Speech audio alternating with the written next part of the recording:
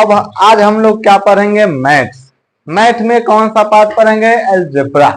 Algebra क्या होता है, एक मैथमेटिक्स का ही ब्रांच होता है, ठीक है, जिसमें हम लोग एलजेब्रा के बारे में पढ़ेंगे।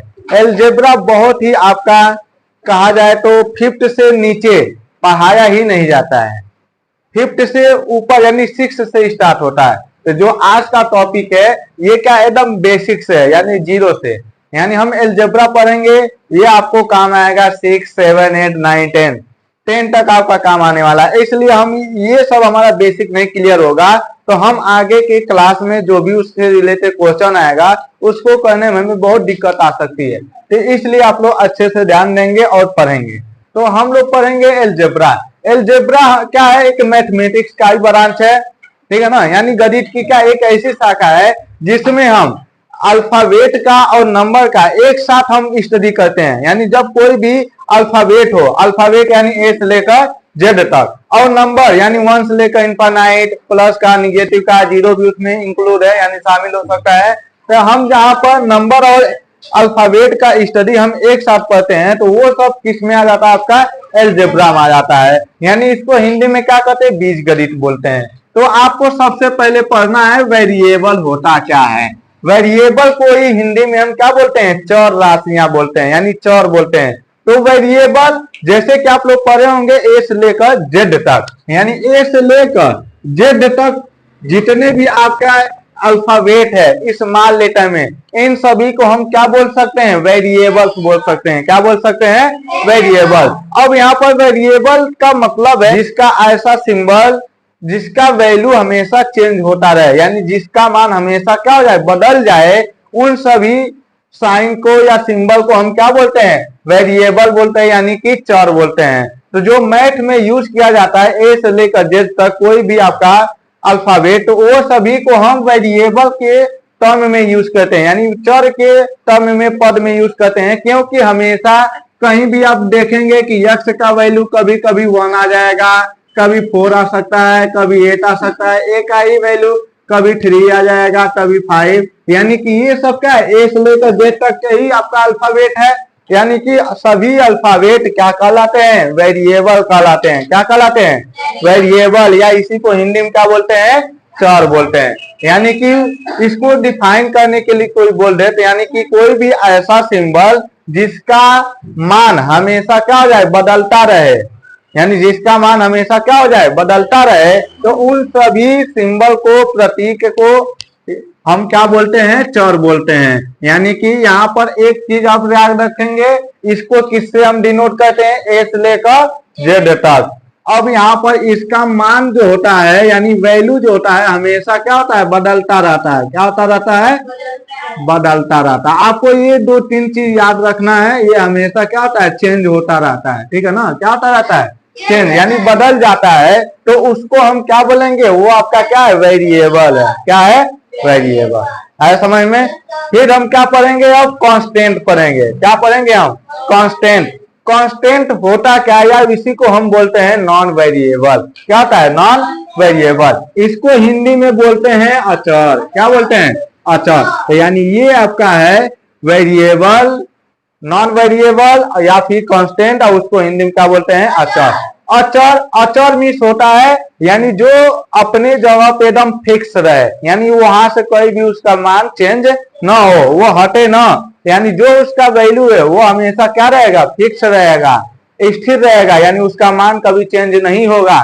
तो उस टाइप के सिंबल को हम क्या बोलते हैं, कांस्टेंट बोलते हैं। क्या बोलते हैं, कांस्टेंट, या उसी को बोलते हैं नॉन वेरिएबल, और अचर या उसी को बोलते हैं। जैसे इसमें क्या आते हैं, सभी नंबर्स आ जाते हैं। क्या आते हैं, सभी नंबर्स आ जाते हैं, चाहे वो निगेटिव का हो या पॉजिटिव का हो, या फिर क्या हो आपका जीरो भी उसमें इंक्लूड रहता है, यानी शामिल रहता है, या फ्रैक्शन होता है। जितने भी नंबर्स आते हैं वो सभी क्या कहलाते हैं, कांस्टेंट कहलाते हैं, या फिर नॉन वेरिएबल कहलाते हैं। आया समझ में। यानी इसमें आपको क्या रखना है कि इसका जो वैल्यू होता है वो क्या होता है, फिक्स रहता है। क्या होता है, फिक्स, यानी कभी चेंज नहीं होता है। उसी को हम हिंदी में क्या बोलते हैं, स्थिर रहता है, ठीक है ना। कहते हैं ना, जैसे एक जगह रुका, स्थिर रहना, यानी वो रुके रहना। तो यानी यहाँ पर इसका जो वैल्यू होता है, यानी जो मान होता है, वो हमेशा क्या होता है, फिक्स होता है या फिर स्थिर रहता है उसे हम क्या बोलते हैं, अचर बोलते हैं, या फिर नॉन वेरिएबल बोलते हैं,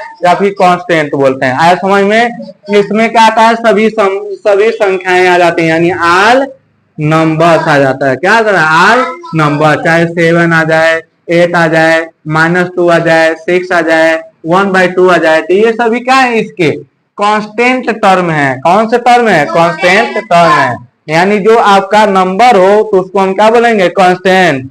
यदि ए से लेकर जेड तक में कोई भी अल्फाबेट हो तो उसको हम क्या बोलेंगे, वेरिएबल। क्या बोलेंगे, वेरिएबल, या उसी को हिंदी में क्या बोलेंगे, चर। इसमें कोई डाउट है। यदि आपसे कोई पूछे जेड क्या है, वेरिएबल है कि कांस्टेंट है, तो हम क्या बताएंगे, वेरिएबल है। पी क्या है, कांस्टेंट है कि वेरिएबल है, वेरिएबल है। 28 क्या है, वेरिएबल है कि कांस्टेंट है, कांस्टेंट है। तो ये आपको ध्यान रहे, कोई भी यदि आपको नंबर बोल दिया जाए तो हम समझ जाएंगे आपका क्या है, कांस्टेंट है। ठीक है। यदि आपका कोई भी अल्फाबेट आ जाए तो उसको हम क्या बोलेंगे, वेरिएबल है। इसमें कोई डाउट है नहीं। ठीक है, तो हम नेक्स्ट टॉपिक क्या देखते हैं, एल्जेब्रिक एक्सप्रेशन। क्या है आपका, एल्जेब्रिक एक्सप्रेशन, या इसी को हिंदी में क्या बोलते हैं, बीजीय व्यंजक। ठीक है ना। तो जो एल्जेब्रिक एक्सप्रेशन है वो होता क्या है, जैसे कि अभी हम पढ़ रहे हैं वेरिएबल और क्या पढ़ रहे हैं, कांस्टेंट।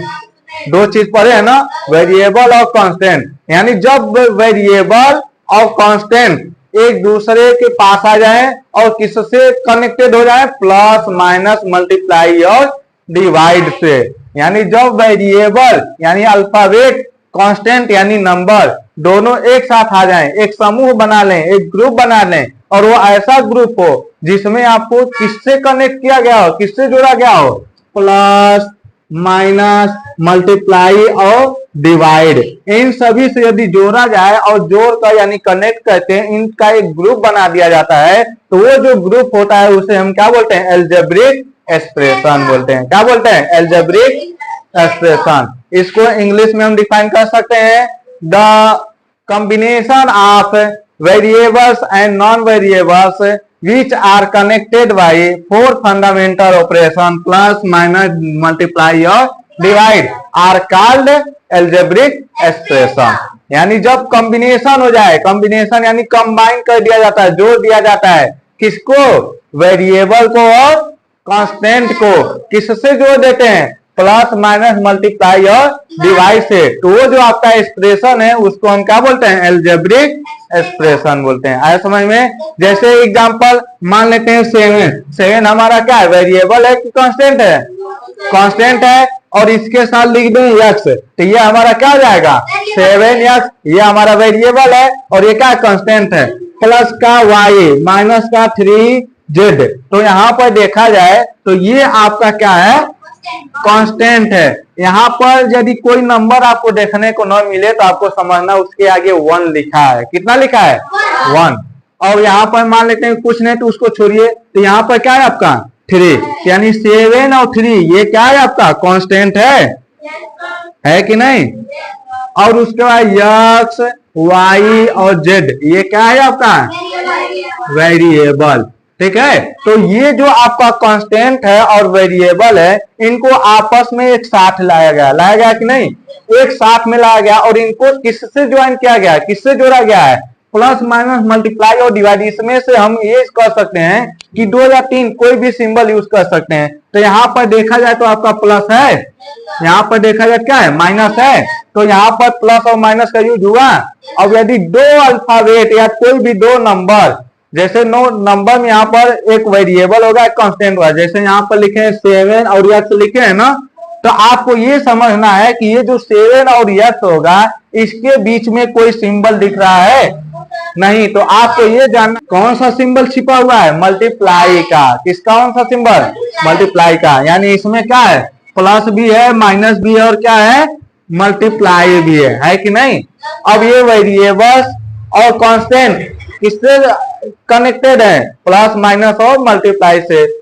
डिवीजन नहीं है कोई बात नहीं, अगले हो सकता है दूसरे एक्सप्रेशन में हो, देखो ना, इसमें से कोई जरूरी नहीं चारों आपका हो, कोई भी 2-3 का यूज करके यदि हम एक ग्रुप बना देते हैं तो वो ग्रुप यदि वेरिएबल का है, वेरिएबल का और कांस्टेंट का है, और प्लस माइनस मल्टीप्लाई किसी से भी यदि कनेक्टेड है, जुड़ा हुआ। तो ये जो हमारा एक्सप्रेशन है इसी को बोलते हैं एल्जेब्रिक एक्सप्रेशन। आया समझ में?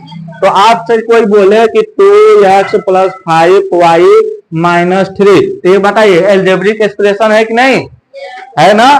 तो इसको हम बोलेंगे एल्जेब्रिक एक्सप्रेशन। क्यों? क्योंकि इसमें वेरिएबल्स भी है और कांस्टेंट भी है, और ये प्लस माइनस या मल्टीप्लाई के द्वारा क्या है, कनेक्टेड है। तो इस पूरे फॉर्म को या एक्सप्रेशन को हम क्या बोलेंगे, एल्जेब्रिक एक्सप्रेशन, यानी बीजी व्यंजक। है समझ में? कोई डाउट है? ठीक है, तो आपको ये ध्यान देना है कि बस कोई भी आपका वेरिएबल और कांस्टेंट है वो आपको कनेक्टेड होना चाहिए, जुड़ा रहना चाहिए प्लस माइनस मल्टीप्लाई और डिवाइड से। तो यदि आपका एक्सप्रेशन देखने को मिल जाए तो उस एक्सप्रेशन को हम क्या बोलते हैं, एल्जेब्रिक एक्सप्रेशन बोलते हैं। ठीक है, एनी डाउट? ओके, तो देन जैसे मान लेते हैं डिवीजन का देख लेते हैं, 7y minus 2/3x plus y/z। देखिए, तो यहां पर आपका माइनस है, यहां प्लस है, इन दोनों में मल्टीप्लाई है कि नहीं? यहां पर डिवाइड है। यहां पर यदि कोई भी दो अल्फाबेट एक दूसरे के नीचे लिखा जाता है तो हम समझते हैं कि ये आपका क्या है, डिवीजन के फॉर्म में है। ठीक है ना, यानी डिवाइड में है, भाग में है। तो यानी यहाँ पर सभी सिंबल देखने को मिल गया, तो ये भी हमारा क्या है, एल्जेब्रिक एक्सप्रेशन। यदि आपके कोई बोल दे कि ये 7 और x ये क्या एल्जेब्रिक एक्सप्रेशन है, तो आप क्या बोलोगे, है, ये भी है, क्योंकि इसमें भी आपका क्या है, वेरिएबल है और क्या है, कांस्टेंट है। इसमें क्या है, मल्टीप्लाई का सिंबल है, ये बस। यानी आपको वेरिएबल और कांस्टेंट एक जगह देखने को मिल गया तो हम क्या बोलेंगे, एल्जेब्रिक एक्सप्रेशन है। ठीक है, यहाँ पर सिंबल भी है आपका, एक भले ही एक हो, दो हो, तीन हो, चार हो, जितना भी हो सकता है, लेकिन है ना। यदि है तो हम बोलेंगे क्या उसको, एल्जेब्रिक एक्सप्रेशन, बीजी व्यंजक। इसमें कोई डाउट है? अब हम इसके नेक्स्ट टॉपिक पे चलते हैं, term of an algebraic expression. तो अभी हम पढ़े हैं कि एल्जेब्रिक एक्सप्रेशन होता क्या है, पढ़े हैं ना। तो एल्जेब्रिक एक्सप्रेशन हम पढ़े हैं, तो हम जानते हैं यदि वेरिएबल और कांस्टेंट एक जगह मिल जाता है, एक जगह ग्रुप बना लेता है और माइनस प्लस मल्टीप्लाई के द्वारा कनेक्ट रहता है, तो उसको हम क्या बोलते हैं, एल्जेब्रिक एक्सप्रेशन। तो अब हम क्या देखेंगे, टर्म। टर्म होता क्या है? जैसे कि टर्म यानी जो पद होता है, कोई भी एल्जेब्रिक एक्सप्रेशन है तो उसमें से हम केवल दो सिंबल देखेंगे, एक तो आपका प्लस वाला और दूसरा आपको माइनस वाला। यदि कोई भी आपका एल्जेब्रिक एक्सप्रेशन है उसमें यदि प्लस और माइनस के द्वारा जिसको अलग किया जाता है उन सभी को हम क्या बोलते हैं, टर्म बोलते हैं। क्या बोलते हैं, टर्म, यानी पद बोलते हैं। जैसे कि एक एल्जेब्रिक एक्सप्रेशन लिखते हैं, 2x² minus 5y plus zy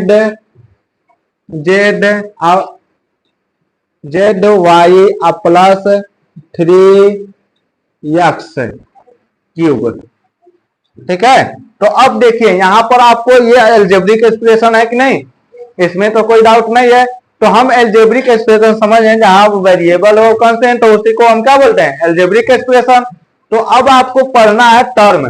term क्या होगा, एल्जेब्रिक एक्सप्रेशन का वह भाग, वह पार्ट जो प्लस और माइनस के द्वारा अलग किया गया हो। किसके द्वारा, केवल प्लस और माइनस के द्वारा अलग किया जाता है, उसे हम क्या बोलते हैं, उस एल्जेब्रिक एक्सप्रेशन का टर्म बोलते हैं, यानी बीजी व्यंजक का पद बोलते हैं। आया समझ में? तो अब यहाँ पर देखिए, ये आपका माइनस है कि नहीं, यहाँ पर माइनस है, यहाँ पर प्लस है, यहाँ पर प्लस है। बस ये आपको क्या ध्यान देना है, केवल माइनस और प्लस, यही ध्यान देना है। तो आपको माइनस और प्लस दिख रहा है, तो जहां पर माइनस और प्लस है ये क्या कर रहा है, इसको अलग कर दे रहा है, इसको अलग कर दे रहा है, इसको अलग कर दे रहा है, इसको अलग कर दिया, या कि नहीं। तो यही सब क्या है, इस एल्जेब्रिक एक्सप्रेशन के क्या है, टर्म है। क्या है, टर्म है। आया समझ में? यानी एल्जेब्रिक एक्सप्रेशन का वह भाग जो माइनस और प्लस के द्वारा अलग किया जाता है उसे एल्जेब्रिक एक्सप्रेशन का टर्म कहते हैं। क्या कहते हैं, एल्जेब्रिक एक्सप्रेशन का टर्म कहते हैं, यानी बीजी व्यंजक के पद कहते हैं। कोई डाउट है? तो आपसे पूछा जाए तो इस एल्जेब्रिक एक्सप्रेशन में कितने टर्म हैं या कितने पद हैं, तो क्या बता लेंगे, 1 2 3 4, कितने पद है? 4 पद है, यानी 4 टर्म है। ठीक है, यानी ये आपका क्या जाएगा? 4 टर्म। यदि आपको कोई एक और example 3y square minus 5x plus 6, तो इसमें यदि देखा जाए तो इसमें टर्म कौन कौन है? 3y स्क्वायर है एक, 5x है, 6 भी है। ठीक है ना, तो यानी ये क्या है? ये क्योंकि ये माइनस है तो इसको अलग किया जाएगा, प्लस है तो ये भी अलग हो जाएगा और ये भी, यानी 3 है ना इसमें, तो यही इसके क्या कहलाते हैं? टर्म कहलाते हैं। क्या कहलाते हैं? टर्म। ये भी आपसे पूछा जा सकता है कि कितने टर्म है, तो इसमें कितने टर्म है? 3। कोई डाउट है? अब हम ये समझ गए कि कोई भी एल्जेब्रिक एक्सप्रेशन है तो उसमें टर्म होता क्या, यानी पद किसको कहते हैं। ठीक है ना, अच्छे से ध्यान दीजिएगा, क्योंकि ये आपका बेसिक यदि आपका मजबूत रहेगा तो आगे क्वेश्चन को सॉल्व करने में कोई दिक्कत नहीं आएगी। ठीक है, तो अब हम टर्म पढ़ लिए, अब हम क्या पढ़ेंगे? Light term. यानी टर्म का ही 2 प्रकार होता है, यानी 2 टाइप का होता है टर्म। एक होता है आपका लाइट टर्म, एक होता है अनलाइट टर्म। ठीक है ना, लाइट टर्म और अनलाइट टर्म। लाइट टर्म को हिंदी में क्या बोलते हैं? सजातीय पद। क्या बोलते हैं? सजातीय पद। अनलाइट टर्म को क्या बोलते हैं? विजातीय पद। विजाती और सजाती। सजाती मतलब समान, सजाती में क्या होता है? समान। लाइक मतलब एक जैसा। क्या होता है? एक जैसा।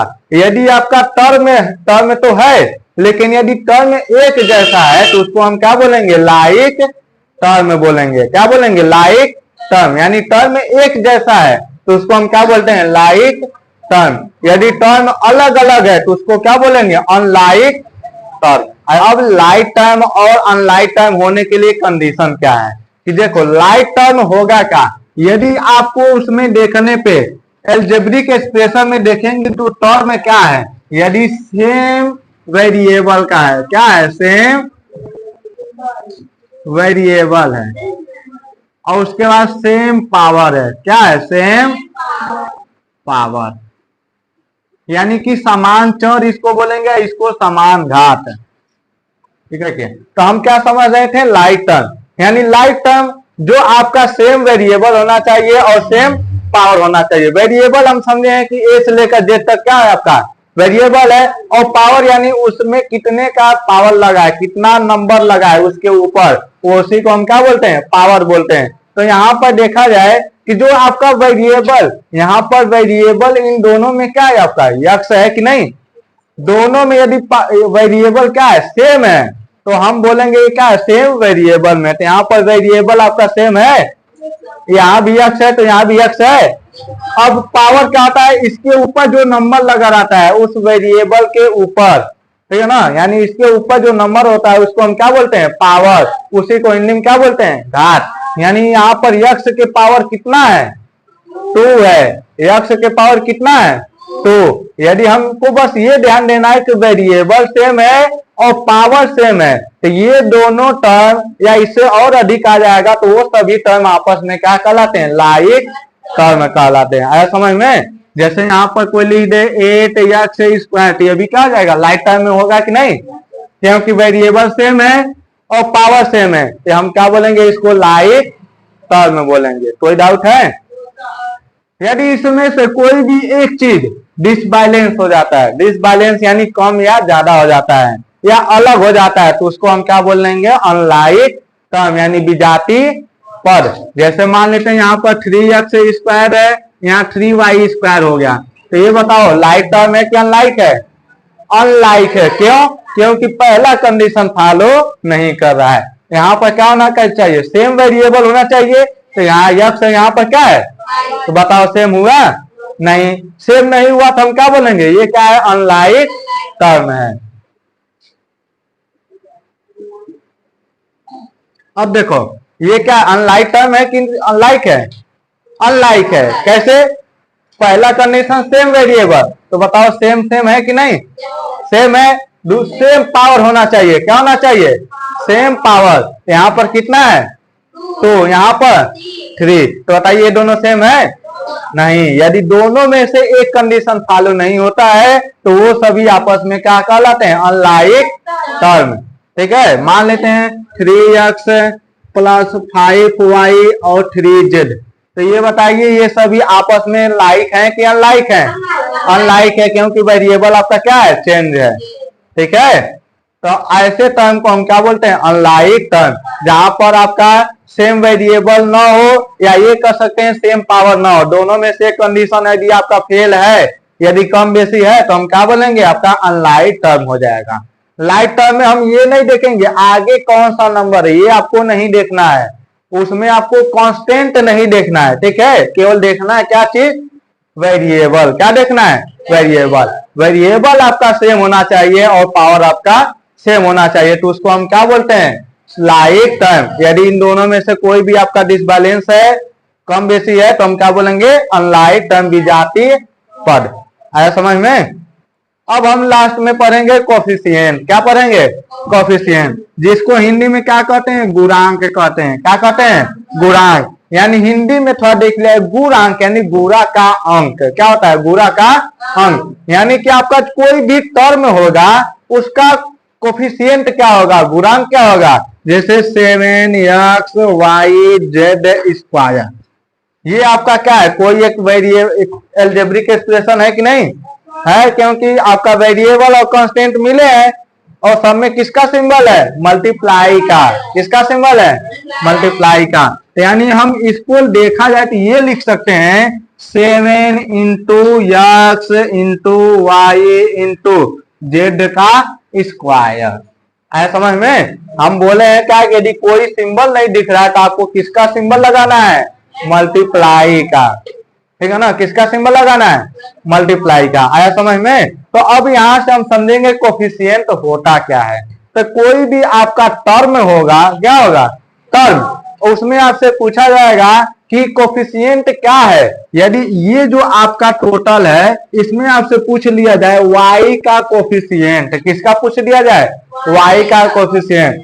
तो इसमें बस y को हटा देंगे, बाकी सभी को एक साथ लिख कर बता देंगे कि ये क्या होंगे? y के कोफिशिएंट होंगे, यानी y के गुणांक। यानी यहाँ पर देखा जाए 7x y का पूछा गया तो y को नहीं लिखेंगे, उसका क्या? z का स्क्वायर। तो ये y के क्या हो जाएंगे? कोफिशिएंट। आपसे पूछ दिया जाए z² का कोफिशिएंट, तो हम क्या करेंगे? z² को हटा देंगे, बाकी जितने टर्म है सभी को लिख देंगे 7xy। आया समझ में? यानी कि अब यदि आपसे कोई पूछ दिया जाए 7 का कोफिशिएंट, किसका? 7 का, तो क्या लिखेंगे? xy(z)² हो जाएगा कि नहीं? स्क्वायर कोई क्या बोलते हैं? 2, पावर में 2। ठीक है, कोई डाउट है? अब यहाँ पर हम एक और देखते हैं -7xz³ तो आपसे कोई पूछे कि x का कोफिशिएंट तो क्या होगा? बोलो जल्दी। माइनस आगे है ना, -7, उसके बाद z के पावर 3, यानी क्यूब जहां 3 हो उसको बोलते हैं क्यूब। क्या बोलते हैं? क्यूब। जहां 2 हो उसको बोलते हैं स्क्वायर। आया समझ में? ठीक।